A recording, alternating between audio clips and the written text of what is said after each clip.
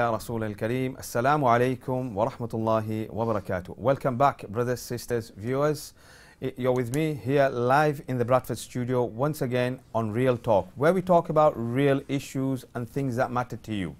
Here with me will be many guests today talking about some real issues in terms of the criminal justice system, community, crime, criminal stats, as well as more of a specialist area which another esteemed guest will be joining us after another segment.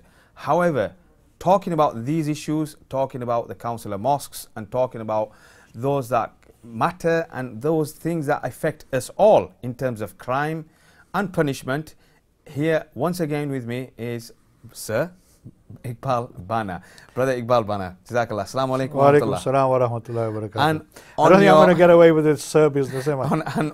On your left hand side is again another esteemed Sir, Honourable. I must call you all sirs because you're much older than me. So I see you call us Sir because of the age. Yes, indeed. I thought it was something else for a minute. So we've got Rafiq Bhai Segal from the Council of Mosques. So again, Assalamu alaikum and Jazakallah for having you. First and foremost, everybody knows you now. You're a household name. But you I mean, Iqbal Bhai has been an advisor for what, 6, if I'm not right, previous Home Secretaries, currently on the Race Equality National Monitoring Hate Crime Advisory Board, and many other hats that he wears, as well as the Deputy Lord Lieutenant for the Queen in West Yorkshire, and must have been a busy Sunday. We'll talk about that some other day. However, Rafiq Bhai again with his many hats on in terms of business and entrepreneurship, but more importantly, issues related to the council, local authority, Muslim community and community. Today we're talking about crime, punishment and justice.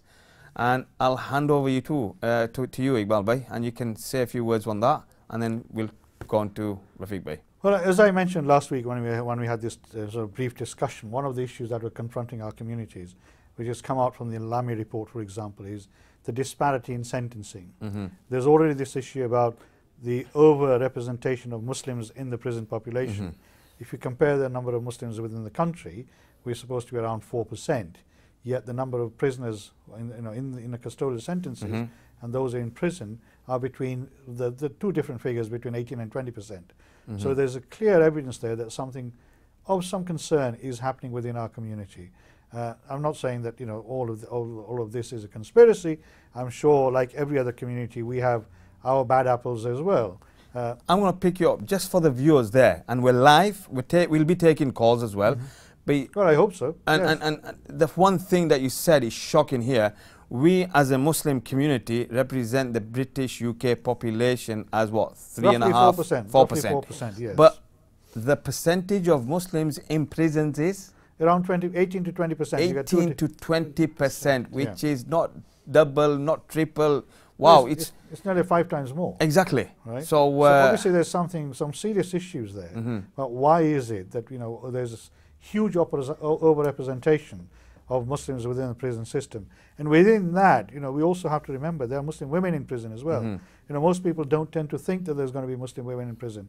And there are Muslim women in prison for all sorts of crimes that we're going to talk about later on in the second part of the program. So there are issues about why is there such an overrepresentation?